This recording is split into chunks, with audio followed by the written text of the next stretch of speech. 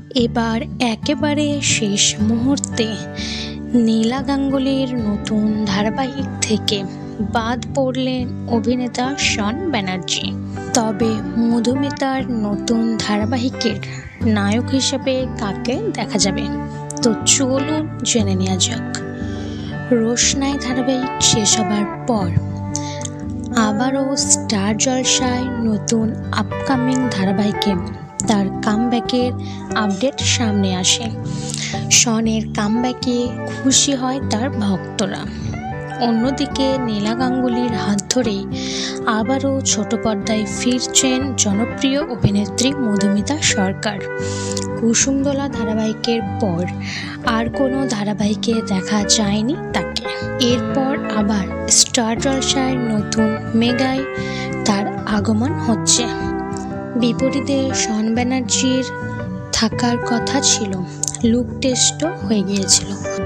শেষ মুহূর্তে বাদ পড়লেন অভিনেতা শন ব্যানার্জি। মধুমিতার নায়ক চরিত্রে আর দেখা যাবে না শনকে। তার পরবর্তীতে দেখা যাবে জনপ্রিয় টেলি অভিনেতা নীল ভট্টাচার্যকে। নীল ভট্টাচার্য কয়েকদিন আগে নিজেকে নতুনভাবে গড়ে তোলার জন্য মুম্বাইতে পাড়ি দিয়েছিলেন। তবে ম্যাজিক মোমেন্টের এই আপকামিং ধারাবাহিকের প্রস্তাব পছন্দ হতে ফিরেছেন তিনি।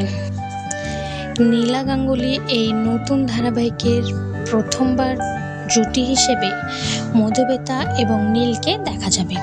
তারা এর আগে স্টার জলসায় দুজনেই রোম্যান্টিক ধারাবাহিকে দেখা গিয়েছে।